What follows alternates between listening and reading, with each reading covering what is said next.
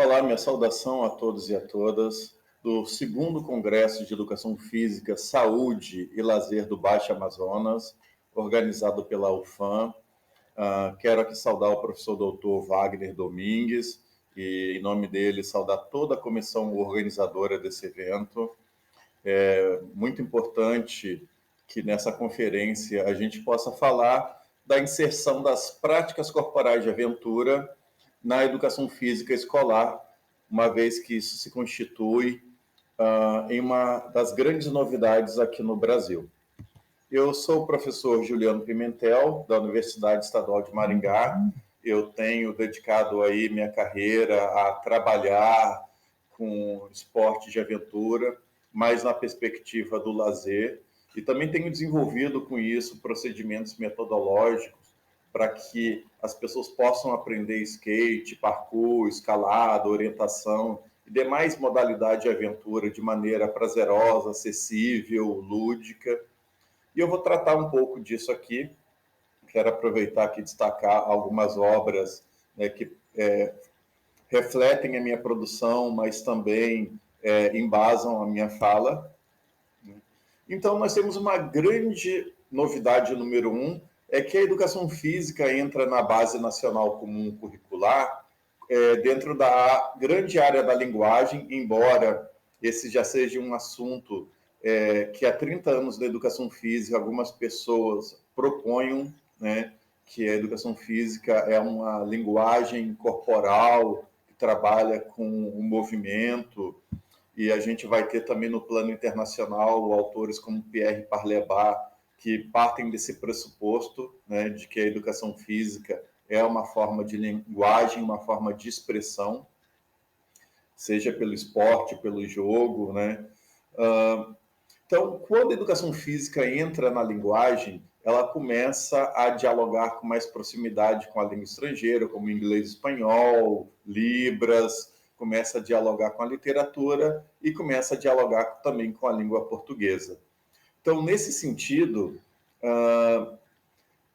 praticar esportes, praticar danças, praticar lutas é uma forma de expressão, é uma linguagem que você deve adquirir, uma linguagem que vai ser incorporada, né, em corpo e vai se transformar em movimento, essa linguagem tão rica, tão complexa e que tem significados diferentes conforme o contexto.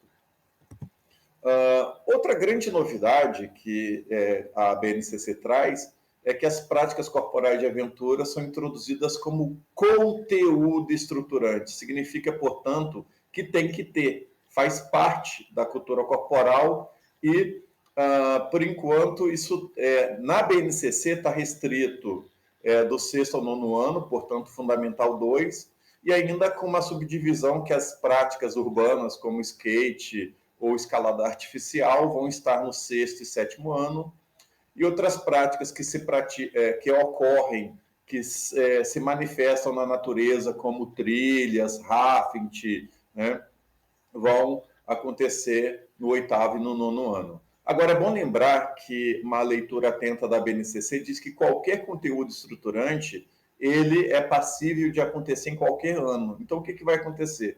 Muitos municípios, e em alguns casos até estados, como o Paraná, eles adiantaram esse conteúdo estruturante para o Fundamental 1. Né? Então, você vai ver alguns municípios que desde o ensino, da educação infantil, já vai ter práticas corporais de aventura, né? E isso, portanto, quando a gente vê na BNCC, no Fundamental 2, acontecendo a prática corporal de aventura, não significa que os municípios, os estados, deixem restrito esse conteúdo, esse patrimônio corporal apenas para o Fundamental 2. Ele pode ser ensinado em qualquer época da escolaridade. E aí uma leitura minha, né, uma interpretação minha, quando a gente observa as habilidades relacionadas às PCAs, práticas corporais de aventura, e esse termo, práticas corporais de aventura, ele pode gerar incômodo, pode gerar polêmica, porque, obviamente, o que é uma prática corporal, né? O vôlei é uma prática corporal, nadar é uma prática corporal, a pavulagem é uma prática corporal, né? Então, prática corporal de aventura vem ser o quê, né? Então, esse é um termo mais ampliado para evitar que a aventura fosse uma subcategoria esportiva, porque, por exemplo, o parkour é uma ginástica, inclusive reconhecida pela Federação Internacional de Ginástica. Então, a gente vai ter práticas corporais, porque desde fazer uma trilha, que não é um esporte, que não é uma dança, né? É um exercício, até o parkour, que é uma ginástica, ou o skate, que é um esporte, agora até esporte olímpico, junto com o surf e junto com a escalada, né? A gente tem esse conjunto de práticas corporais de aventura, que é um termo para designar, portanto, essa confederação de possibilidades de linguagem envolvendo o signo da aventura.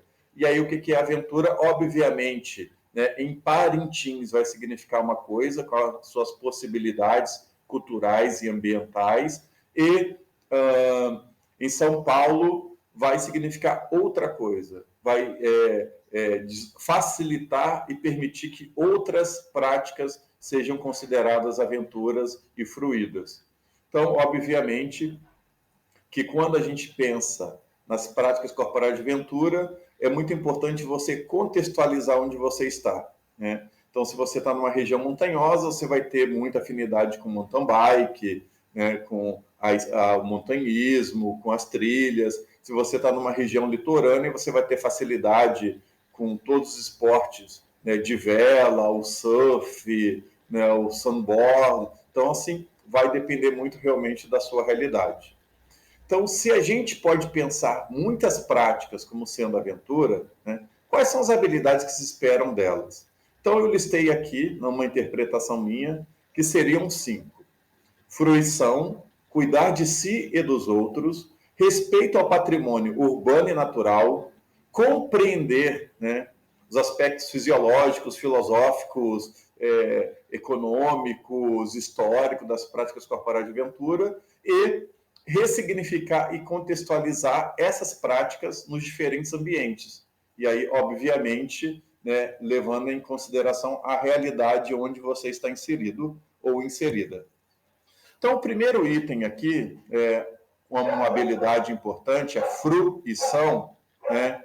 Ela está relacionada a vivenciar a experiência de sucesso para que, a partir do gostar da aventura, do sentir a aventura, a adquirir a técnica da aventura, eu possa tomar gosto e adotar alguma modalidade ou mais de uma no meu estilo de vida. Então, eu vou agora, eu estou ilustrando fotos do meu projeto chamado Escola de Aventuras, que acontece em um colégio público, onde que o nosso grupo, o Grupo de Estudos Lazer, desenvolve estratégias metodológicas que são testadas nessa escola e que depois a gente transforma isso em formação continuada dos professores para que eles tenham alguns elementos para iniciarem suas práticas docentes com a aventura. Então, vocês estão vendo aí, por exemplo, as crianças estão praticando a quadrupedia, que é o equilíbrio, né? Com as duas mãos, com os dois pés, e é sobre um macarrão, e aí depois sobre uma caixa, e aí depois sobre a plataforma de madeira. Eles estão, portanto, tendo um primeiro fundamento do parkour de forma muito facilitada, com material adaptado que você dispõe, né, na sua realidade. No caso, eu disponho desse material e a gente colocou isso para incentivar a quadrupedia. Aí a gente tem uma segunda habilidade que diz respeito a cuidar de si e dos outros, né? Isso está relacionado ao que eu denominaria como fazer a gestão dos riscos. E aí fazer a gestão dos riscos está relacionado eu saber os procedimentos de segurança primários, que é, por exemplo, tudo que eu consigo promover de segurança antes da atividade. Como, por exemplo, checar se uma corda ela tem integridade física, checar se o ambiente não oferece nenhum perigo, por exemplo, se não tem nenhum animal peçonhento, né, no ambiente onde vai acontecer a prática, são os procedimentos primários. Temos os procedimentos secundários, que eles dizem respeito ao que você faz durante a atividade para promover a segurança, como, por exemplo, a pessoa que está no rapel, né, está segurando a corda para que a outra pessoa, se cair do rapel, ela tenha uma frenagem com uma pessoa promovendo a segurança. E os procedimentos terciários, que são aqueles que, se acontecer algum acidente, eu tenho como promover os primeiros socorros e o deslocamento dessa pessoa para um hospital ou um atendimento especializado. E aí nós vemos no nosso projeto, são crianças de segundo ano, que elas estão vivenciando o movimento de deslizar sobre uma plataforma de madeira com rodas que dá uma instabilidade. Eu não preciso de skate para vivenciar, né? Eles estão aqui aprendendo a colocar neles e colocar no colega o equipamento de segurança necessário para que eles tenham uma segurança em relação a uma possível queda, né? E aqui vocês estão acompanhando uma atividade muito interessante, que as crianças primeiro cuidam da segurança, né, colocando os equipamentos no colega, e aí depois eles vão fazendo uma espécie de João Bobo, né, vão empurrando o colega sobre essa plataforma de madeira, até que esse colega caia, e aí essas crianças também recebem uma instrução sobre técnicas de queda, né? Porque, obviamente, se você, por exemplo, vai andar de skate, vai acontecer uma queda. Então, como que você reagiria a uma situação de queda? Como faria um salto ou um rolamento para não se machucar?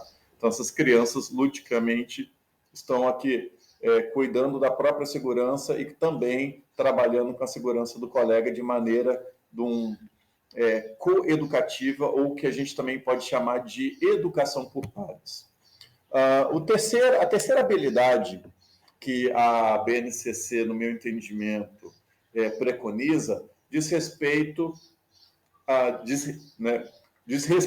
ao patrimônio urbano e natural, já que muitas pessoas, a praticarem as atividades de aventura, elas acabam causando um impacto ao patrimônio. Então, por exemplo, o praticante de parkour que salta num local e danifica ou suja o ambiente urbano, a mesma coisa no skate, ou as pessoas que fazem uma trilha, um off-road, e acabam causando erosão, atropelando animais, causando incêndios florestais ao realizar um acampamento. Então, é uma habilidade também muito importante que, ao fruir a atividade e ao saber cuidar da minha segurança e a segurança dos colegas, eu também tenho esse entendimento ambiental mais profundo de também cuidar do patrimônio, seja ele urbano ou natural, né?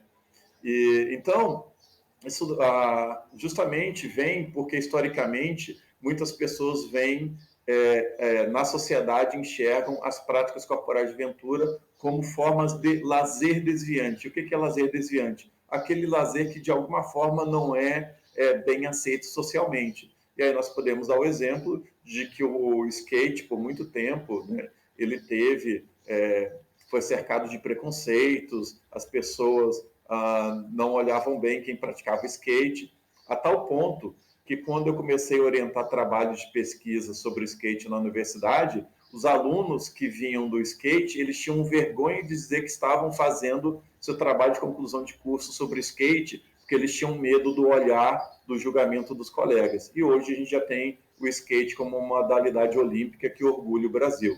Então, essa relação histórica da aventura com o lazer desviante, ela precisa ser desconstruída, né? E precisa ser debatida, inclusive no ambiente escolar. Né? É ali que começa. Bem, você está aí me ouvindo, né? Nós estamos no terceiro tópico aqui do nosso congresso, né, dessa conferência, e eu estou falando das práticas corporais de aventura na educação física escolar. Terceira habilidade, então, respeito ao patrimônio urbano e natural, já que a gente entende que a prática corporal de aventura ela pode tanto ferir o patrimônio, tanto pode, né, ela ser um perigo à natureza, mas ela também pode ser uma forma de sensibilizar e de promover a educação ambiental, né? Como, por exemplo, você trabalhar nas práticas corporais de aventura, a questão do lixo reciclável, né, da utilização de materiais, por exemplo, como eles estão fazendo para a construção de prismas alternativos para o esporte e orientação. Olha que legal, né? E aí tem uma foto aqui de Parintins, né? Vamos ver quem conhece essa maravilhosa cidade com tanta cultura. Aqui nós estamos vendo pessoas que são da população realizando uma prática corporal de aventura na natureza, né? Estão realizando malabarismos e caindo no rio, e são técnicas corporais altamente sofisticadas, elaboradas, e que dizem respeito justamente à corporeidade, né, de quem é dessa região amazônica e que tem facilidade para esse contato específico com a natureza. Então, essa terceira habilidade, ela nos chama para pensar que as questões culturais e as questões ambientais, elas não são separadas, né? Como Parintins nos ensina aqui a partir dessa imagem, né? Em que eu vejo a cultura corporal e a natureza como uma coisa só. E aí as pessoas me perguntam, Juliano, como que eu posso trabalhar a educação ambiental na aula de educação física? Aí eu vou dar uma pequena sugestão aqui de um método muito simples do Cornell, chamado aprendizagem sequencial, que tem 4 tópicos. O primeiro é despertar o lúdico, o segundo, foco na atividade, o terceiro, né, a terceira sequência é a experiência dirigida, e o quarto passo da sequência é o compartilhamento. Os livros do Cornell são disponíveis, são traduzidos aqui no Brasil, mas eu vou dar uma dica para você que está assistindo essa conferência. O livro Recreio nas Férias, se você escrever lá, livro Recreio nas Férias, baixar PDF, né? Editora da UEM, programa Segundo Tempo, ele explica a metodologia e ainda traz a sugestão de diferentes atividades para vários contextos que você pode realizar essa integração entre prática corporal de aventura e educação ambiental. E aí pensar que educação ambiental não é algo exclusivo do professor de biologia ou só do professor de educação física, é uma tarefa da escola, né? Então, vamos falar um pouquinho disso, né, desses 4 passos. Então, lá no nosso projeto, na nossa escola, o que é despertar o lúdico? O primeiro passo significa, eu vou levar as crianças para fazerem uma trilha, tá? Mas se eu levar as crianças numa trilha, elas não vão perceber a natureza, elas vão fazer barulho, elas vão se empurrar, elas não vão ter uma compreensão, uma interação profunda com a natureza. Então, eu preciso prepará-las. Então, no primeiro momento, preciso reforçar a sociabilidade, o elemento recreativo. Então, eles vão brincar relativo, por exemplo, àquela vivência que eles farão na natureza, que é a trilha. Então, eu vou trabalhar um conjunto de atividades recreativas sociabilizantes, né? Num segundo momento, eu vou, então, dar um pouco de foco na atividade. Falar, nós vamos fazer uma trilha. Então, olha, vamos aqui a reforçar algumas habilidades muito importantes. Então, por exemplo, a gente pode pedir que as crianças escrevam o que elas sabem sobre procedimentos de segurança numa trilha, o que se deve e o que não se deve fazer numa trilha. Então, a partir disso, eu já estou focando, né, um pouco o conhecimento delas sobre essa prática corporal de aventura, que é a trilha na natureza.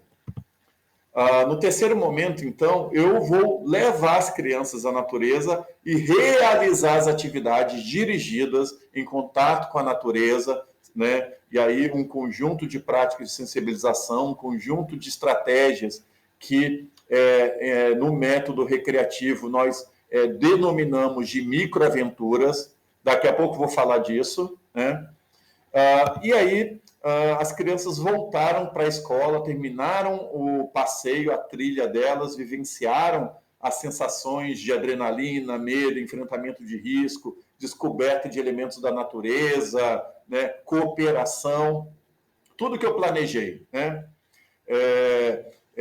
adaptar a sua gestualidade motora, a trilha, porque a trilha é irregular, então meus passos, a minha marcha, a minha caminhada tem que ser adaptadas àquela realidade da natureza, é diferente de fazer uma caminhada numa pista, né? E aí eles vão compartilhar a experiência. Então eu vou dirigir, por exemplo, falar assim, o que foi mais difícil para você? Você teve que criar algum movimento novo para conseguir andar na trilha, né? Então você traz conforme o seu propósito de educação física. Então você pede com que as crianças podem desenhar, responder perguntas dirigidas, fazer um jogral, fazer um mural para colocar na escola, em que elas compartilham aquela experiência que elas tiveram no ambiente natural. Então vocês percebem que o aprendizado sequencial, o resultado mais efetivo é que eu preparo a criança e a atividade na natureza, ela não fica lá um passeio em vão, que o professor passa estresse, fica com medo das crianças se descontrolarem.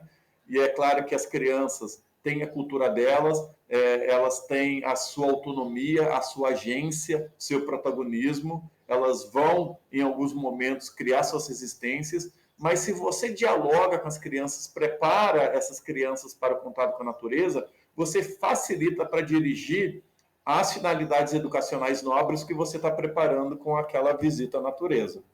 Vamos falar agora da quarta habilidade relacionada às práticas corporais de aventura, que é justamente compreendê-las, né?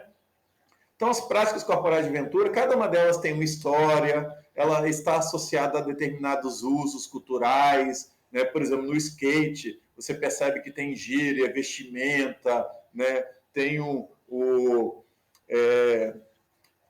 um jeito próprio do skatista se comportar perante a vida. Isso tudo pode ser motivo de conhecimento, né? Inclusive as demandas fisiológicas, anatômicas, biomecânicas, as técnicas e as táticas. Por quê? Porque a técnica é fundamental. Juliano, mas você é do lazer, como você está defendendo a técnica? Presta atenção. Se eu tenho uma técnica melhor, eu vou me divertir mais. O que vocês acham que vai, né, permitir com que eu tenha um contato mais prazeroso com a natureza, né? E surfar na pororoca, tomando caldo toda hora e passando susto de afogamento, ou saber a técnica de surfar, saber a técnica de nadar, né, no Rio Amazonas, e né, no Rio Negro, no Rio Solimões, né, seja onde eu estiver. E então, com a minha técnica corporal, eu vou conseguir fazer mais coisas e, portanto, eu vou me divertir mais, né? Então, o elemento técnico e tático também é importante, sem precisar ser tecnicista, né? Ou seja, a técnica faz parte de todas as coisas muito importantes para que eu possa compreender as práticas corporais de aventura, né? Também as tecnologias empregadas é algo que marca muito, que as práticas corporais de aventura, né, usam diferentes equipamentos, diferentes estratégias em termos de equipamento, de material, de vestimenta, que permite que eu tenha um desempenho melhor, que eu tenha mais segurança, né? E também, obviamente, as linguagens presentes em cada modalidade, né? Então, por que o praticante de parkour gosta de usar a calça larga, né? Por que um adversário do skate vibra quando o suposto oponente dele faz uma manobra maravilhosa, né? Isso tudo está ligado às linguagens presentes em cada modalidade de aventura, né? E aí a gente pode, por exemplo, pensar lá na orientação, no esporte orientação, né, que também tem uma linguagem própria que é chamada de sinalética, que é a linguagem dos símbolos que estão presentes no mapa. E aí você vendo esses símbolos, você já sabe o que tem ali. Se é um buraco, se é uma montanha, se é uma cachoeira, conforme a sua leitura dos símbolos. E aí uma coisa que eu defendo muito lá na nossa escola da aventura com as crianças é que as crianças sejam capazes de identificar a lógica interna, ou seja, a essência da modalidade. Então, por exemplo, qual é a essência do skate? A essência do skate é deslizar, né? Então, se eu não tenho skate, carrinho de rolemã serve? Serve. Porque, embora eu não esteja vivenciando o skate, né? Eu posso compreender um pouco da lógica externa do skate, dos seus determinantes socioculturais, né? Mas eu também posso experimentar a sensação de deslizar sobre uma superfície, seja num papelão, seja num carrinho de rolemã, seja num patinete, né? Então, por exemplo, em Maringá não tem rio, sabiam? Eu moro numa cidade que não tem rio, que não tem mar, que não tem montanha. Então, mas a gente pode, por meio da imaginação, experimentar a lógica interna, por exemplo, do mergulho, conforme a imagem, né, colocando aí as crianças acionando a sua biografia de movimento, a sua imaginação, né, para pensar como que é mergulhar, né, que também é um elemento importante, né? Então, por exemplo, vocês estão vendo aqui uma criança fazendo o arborismo no chão, né? Então, antes de chegar no arborismo, ela está vivenciando isso tudo, é identificar um pouco de como funciona cada modalidade. Então, nós temos aqui 3 fotos que mostram o nosso procedimento de ensino em relação à escalada na parede. Nós temos uma parede escalada, mas antes, a criança, por exemplo, ela pega um boneco e vai brincar numa maquete, né? Para poder entender como que é a ideia, né, das técnicas de pegada, né, das técnicas de encaixe, os tipos de empunhadura, ele vai vivenciar naquele bonequinho para depois ir para a parede, e depois ele vai ter também um elemento conceitual, em que ele vai escrever qual é o nome de cada parte, de cada equipamento presente na escalada, a corda, a cadeirinha, o gri-gri, o freio 8, a garra, né? Então vejam que isso tudo é a ideia da compreensão do esporte, porque senão a criança vai chegar para o pai, só vai para a mãe e para a família e falar: ai, foi legal, eu fiz escalada, eu subi, desci, mas ele não sabe, não tem um conhecimento agregado de falar: eu aprendi 3 técnicas de pegar, olha, a técnica que eu mais gostei foi a técnica da pinça, porque aí eu fiz mais força, né? Ou seja, que ele tenha capacidade de chegar em casa e descrever com mais qualidade técnica a vivência prazerosa que ele fruiu. O segundo ponto e último que a BNCC preconiza é ressignificar e contextualizar as práticas de aventura nos diferentes ambientes. Então, você vê aqui no nosso colégio que os alunos da educação física e os alunos do ensino médio, que são nossos monitores, eles se mobilizaram para conseguir pneus e montaram uma parede de escalada para barranco, né? Que vai ter tanto um efeito ali para diminuir a erosão, quanto também para demonstrar que é possível, na sua escola, você desenvolver uma parede escalada utilizando material alternativo. Ou seja, o que eles fizeram? Eles entenderam lá no 4 a lógica interna da escalada, o que é essencial da escalada, e que, claro, a escalada com a parede escalada, né, você está ali no seu sentido mais restrito, mas você pode escalar utilizando diferentes materiais alternativos e você vai usar as técnicas, que é o mais importante. Então, o mais importante não é a parede escalada, o mais importante é a minha biografia de movimento, ou seja, eu saber me movimentar, né?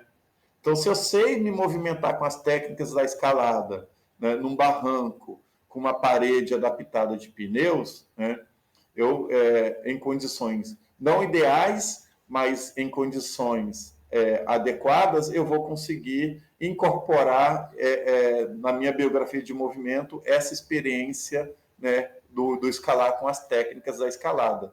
Então, por isso que eu sou um defensor de que o conhecimento da técnica corporal é muito importante, inclusive para aumentar nossas opções de lazer. Porque aí um dia, quando essa pessoa encontrar uma parede escalada, ela já vai ter uma memória motora, né, incorporada aí em sua biografia de movimento.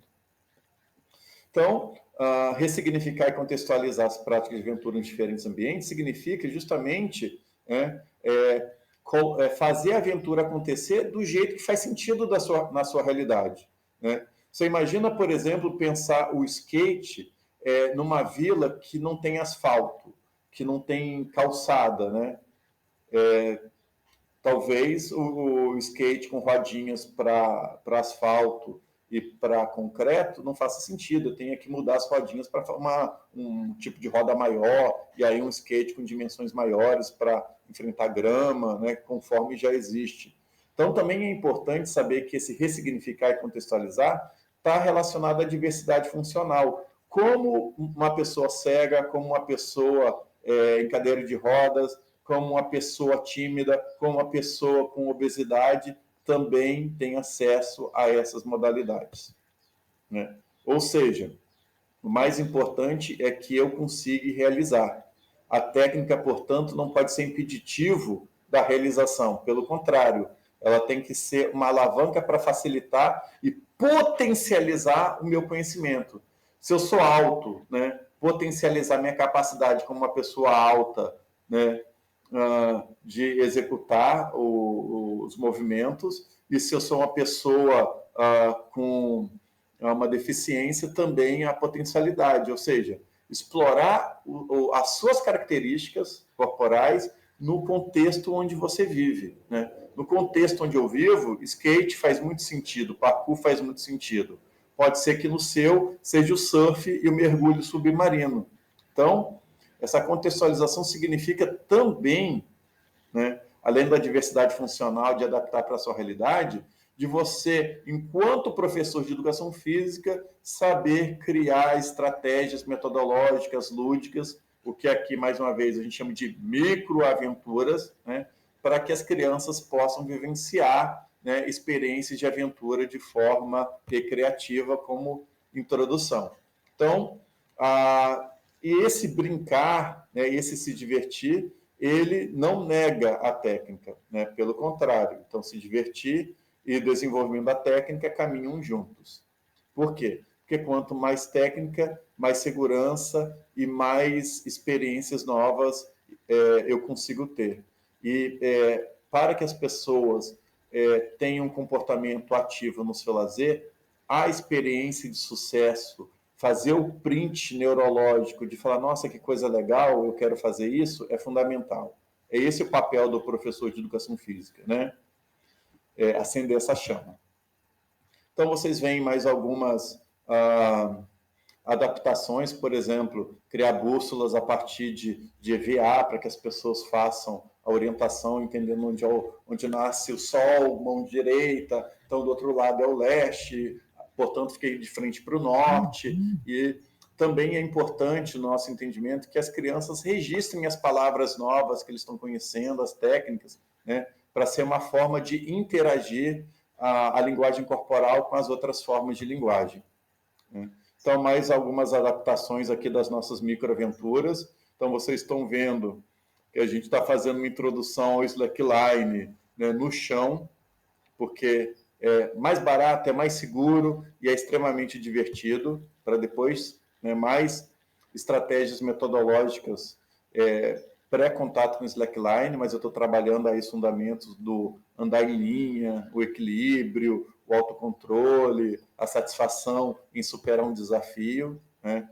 Mais uma adaptação, mais uma microaventura fantástica, desenvolvida aí pelo professor Rani, melhor recreador do Brasil, em que vocês veem uma criança andando em cima de latas que estão preenchidas aí com areia, né? Que está agora mais próximo da experiência do slackline, né? Mais uma microaventura, que seria a falsa baiana, e aí depois tira a corda e ela começa a iniciação do slackline.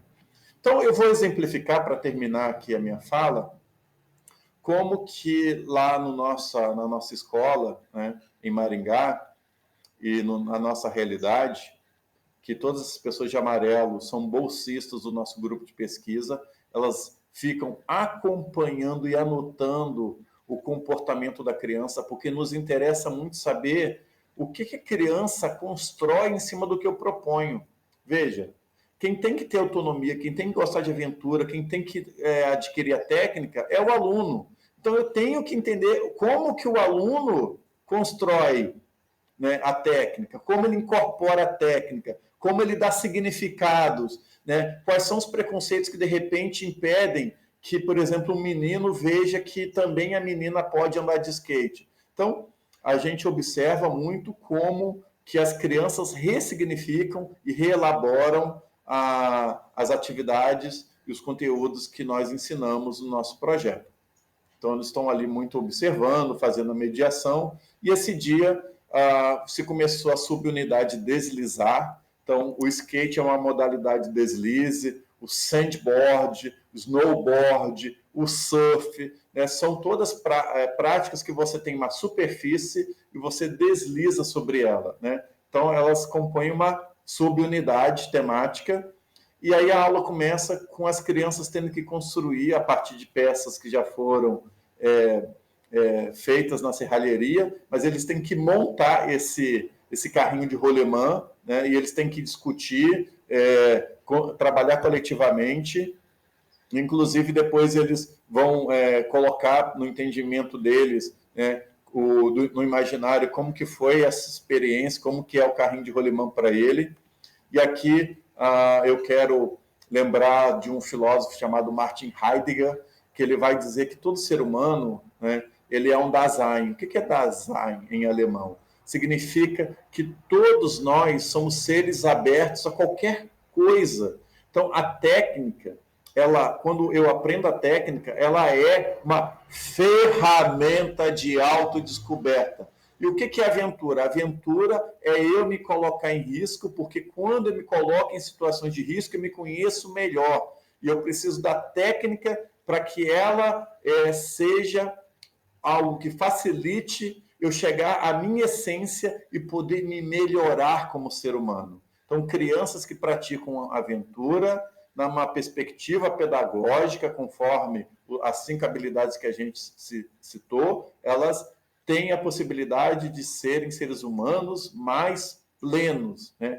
Dasein, né? Que é justamente estarem abertos à essência, né? E a técnica, portanto, é uma ferramenta de autoconhecimento. Então, e aí, nessa aula, depois de montar o carrinho de rolemã, a gente também trabalhou, lembra lá a questão do risco, né? A gente dava uma atividade, vocês vão ter que descer de carrinho de rolemã. E aí eles tinham que colocar a percepção de risco deles antes. De 1 a 10, escala de Borg do risco. Como você está se sentindo? Se ele colocava uma escala de medo muito baixa, a gente ficava ali precavido para que ele não minimizasse o risco e se colocasse em situações perigosas. Se a pessoa colocava que estava com muito medo, a gente ia lá com calma, tranquilizava, diminuía a complexidade da atividade, né? Então, dentro da aula, que era saber deslizar com 4 rodas no solo e avaliar o risco e tomar decisões, né? Veja, a criança tem que experimentar a situação de risco, porque a vida tem risco. Se a gente alijar as crianças desse direito, desse conhecimento, né? Que tipo de pessoa elas serão como crianças e depois nas outras fases da vida também. Então, desde a infância, não preciso falar assim, isso é importante que quando ele for adulto vai ter que saber com risco. Não, a todo momento a criança, quando tem que tomar decisões para atravessar uma rua, né, tem que tomar decisões se vai ao encontro de um cachorro ou vai evitá-lo, as crianças, na sua capacidade, estão tomando decisões de risco. A prática corporal de aventura, né, traz essa técnica que leva à essência de saber, né, com um modo como eu lido com risco, saber como eu lido melhor, né, como eu tomo melhores decisões. Então, as crianças conhecem vários tipos de plataformas que têm rodinhas, né, desde de um equipamento onde você coloca o computador, o PC, e que está em desuso, a gente conseguiu vários, até o carrinho de rolemã, que depois elas pintaram, e vários modelos de skate, patinete, e elas vão experimentar como é deslizar, e elas vão avaliar o risco, tanto antes quanto depois. Então, veja aqui uma coisa muito importante, que é a educação por pares, as crianças se ajudarem, colocar a criança com melhor proficiência motora junto com a criança com mais dificuldade, para que elas tenham um vínculo cooperativo, né? As crianças têm que ser incentivadas a vivenciar com segurança situações de risco, né? Elas também aprendem os procedimentos de gestão. Por exemplo, o que acontece se o carrinho de rolimã capotar, que é muito improvável? mas tem lá um colchonete que elas aprendem também a fazer um rolamento ou saltar, né? E aí depois elas fazem uma avaliação. Eu avaliei que o risco era tal, e aí depois a experiência, o que eu concluí, né, foi isso, para perceber se ela fez um bom julgamento prévio ou se ela achou que era fácil, foi difícil, ou o contrário. Ou seja, as crianças estão aprendendo, olha, diferente linguagem, né, e ela está desenvolvendo a capacidade de avaliar risco. E aí, no final, claro, aquele momento em que as crianças, o monitor pergunta, o que vocês aprenderam hoje? Então, eu acho algo essencial. Ao final de uma aula de educação física, eu sempre pergunto, o que vocês aprenderam hoje? Não é só o que você fez, é o que você aprendeu, porque é diferente. Porque aprender tem incorporação de significados, né? Então, para concluir aqui meu diálogo com vocês nessa conferência, né, que a UFAM, né, me deu a oportunidade de dialogar com vocês nesse segundo congresso, eu quero dizer que, assim, que é próprio do ser humano, próprio do Dasein, né? A nossa essência busca o risco. E a gente vê que se a gente busca o risco com auxílio, com o conhecimento técnico, com a técnica corporal sendo desenvolvida para um procedimento metodológico de microaventuras, né, que é bem divertido, que é seguro, que é acessível, que o professor na escola pública consegue fazer com que ele tenha ali à mão ou ele consegue com a comunidade, eu não só tenho a sensação da adrenalina de enfrentar os riscos, mas isso também gera um autoconhecimento e um autocontrole, né? Como o sociólogo Norbert Elias fala, né? Isso gera controle das emoções, né? Gera pessoas que têm uma capacidade melhor desenvolvida de lidarem com as suas emoções perante o risco, né? E aí lembrar que as práticas corporais de aventura é um termo que, né, a BNCC optou, mas ela reconhece que existem outros termos, esporte de aventura, esporte de natureza, atividade de aventura, né?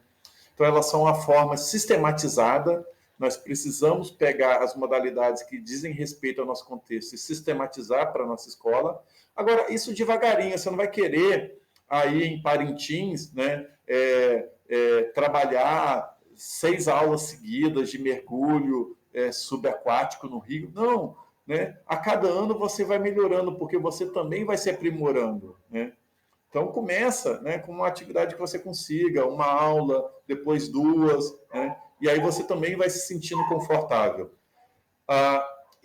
A questão é, não pode negar esse conhecimento ao aluno. É direito de todo mundo ter acesso. Por quê? Porque é da condição humana, essencial, né? E se a escola me dá ferramentas e habilidades para trabalhar a prática corporal de aventura, eu tenho mais chances, probabilidade, mais chances de respeitar o patrimônio, né, de interagir com a natureza sem destruir, de ser mais ético na minha prática de aventura, de minha prática de aventura ter menos probabilidade de causar acidentes e lesões para mim ou para os outros, né, para ser mais prazeroso, para eu ter melhor desenvolvimento técnico. E aí eu apresentei a ideia das microaventuras, que é justamente a promover uma iniciação para qualquer idade. A gente já trabalhou com idosos, com adolescentes, ensino médio, educação infantil, né? Que é o método da microaventura que a gente propõe e que depois eu vou colocar a sugestão de um canal para você saber mais, se você tiver interesse, que é trabalhar justamente de forma recreativa com jogos, brincadeiras, brinquedos, o que garante que a iniciação à prática corporal de aventura seja acessível, porque você utiliza o material que você dispõe, né? Seja gradual, ou seja, eu chegue à técnica, né? Mas de uma forma sem correr riscos e, portanto, mais seguro, né? E nem precisa dizer, muito lúdico, né? Então, fazendo a propaganda aí da microaventura como um método, que é o seu jeito, né, de fazer, que envolve recriar as atividades, né? Eu entendi a lógica interna. Então, agora eu vou pegar, eu não tenho...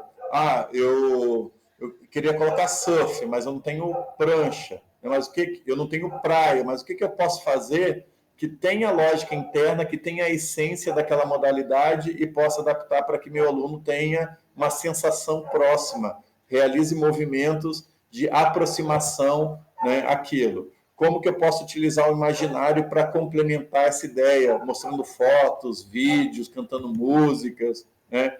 Portanto, uma diversidade lúdica de estratégias. Eu utilizo até boneco, teatro de fantoches, história em quadrinhos, álbum de figurinhas, né? Porque justamente a gente dialoga com a área das linguagens. Eu trago a professora de português e de literatura para a aventura, né? E, portanto, se torna cada vez mais educativo e eu enfatizo o brincar pelo brincar, que também é importante, mas eu também enfatizo a dimensão educativa. E dessa forma, eu olho para a diversidade funcional e tenho uma forma, inclusive, gradual e sempre lembrando, não tome seus alunos como sujeitos passivos. Ele tem experiências, percepções, conhecimentos que também ajudam, né?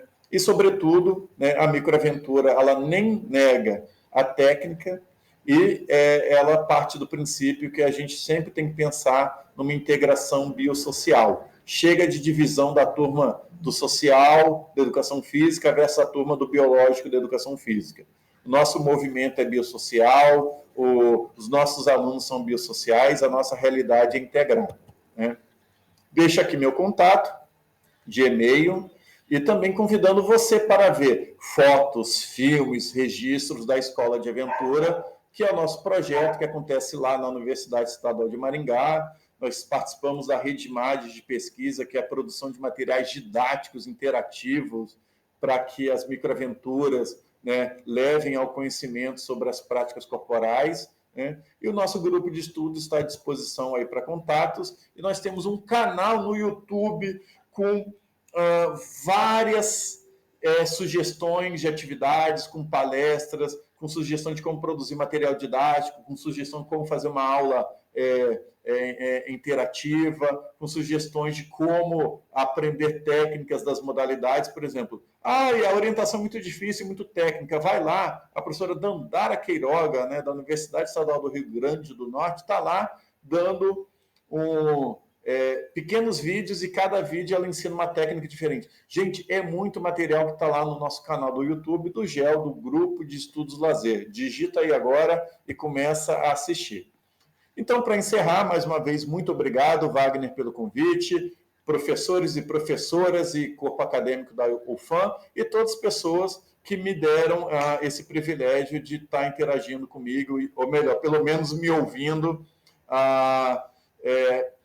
Escreva para mim, mande sua crítica, sua sugestão e, se possível, venha ano que vem, 2022, a Maringá, onde acontecerá o 12º Congresso Brasileiro de Atividades da Aventura, né, que é o CBA, que é um congresso importantíssimo, né, para que a gente possa também ter um conhecimento mais especializado e aprofundado.